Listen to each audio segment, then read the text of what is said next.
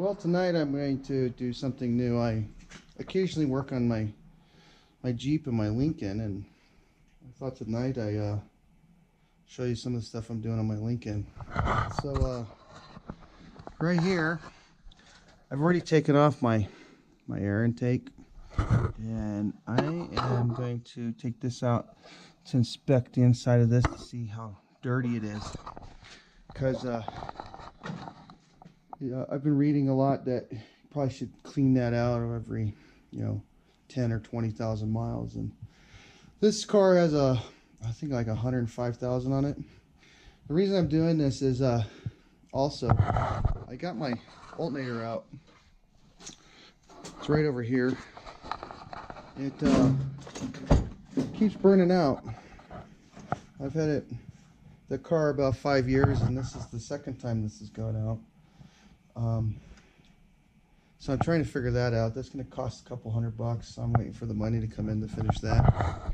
So while I'm waiting to finish that, I did some research and found out that there's some cleaning you can do on the throttle body and stuff, help you get a little bit better performance. So I'm going to be working on that tonight.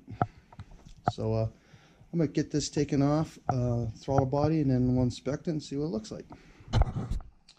Alright, so I got the plenum off, and now it is all clean.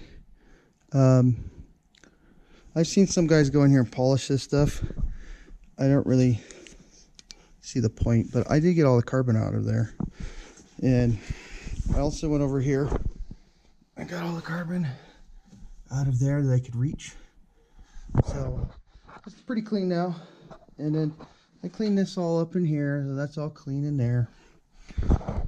It's just something to make me feel like I'm working on my car, even though I'm waiting on some money. So yeah, now I got to put it all back together, and yeah, now I'm gonna put it all back together. It wasn't really difficult. Probably took me about 20-30 minutes to pull that apart. So yeah, now let's put it all back together. Okay, so I took the whole entire intake apart. I took the whole entire intake apart, cleaned this tube bowl out, cleaned the throttle body out, cleaned the plenum out. I kind of screwed up a little bit. There's this little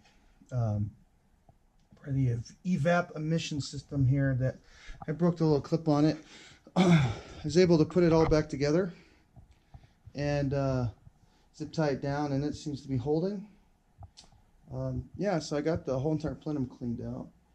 So as soon as I get my new alternator, I'll be able to run it, and then I guess you got to go through like a 15-minute cycle on when you take the throttle bodies apart and clean them, where the computer kind of reassesses what its idle point. So I just have to remember once I finally get it running, it has to run for about 10 to 15 minutes. But that's what I did tonight.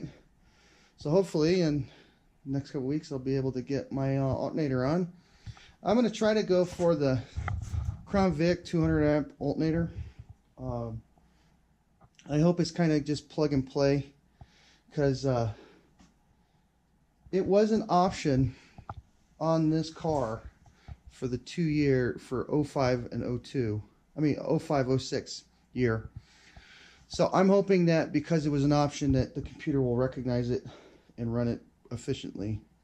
But we'll see how that works. But that's the plan for the next step of what I want to do to the town car.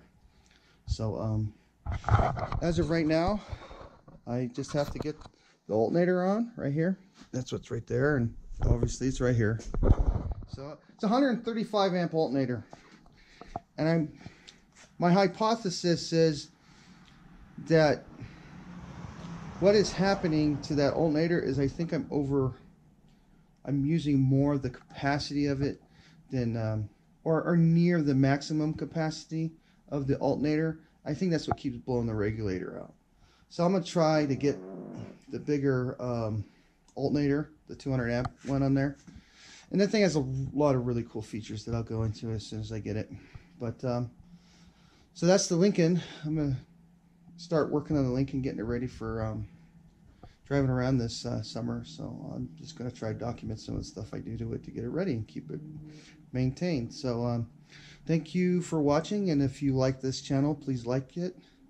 If you like the video, like it, and if you like what I'm doing, subscribe and comment. Thank you.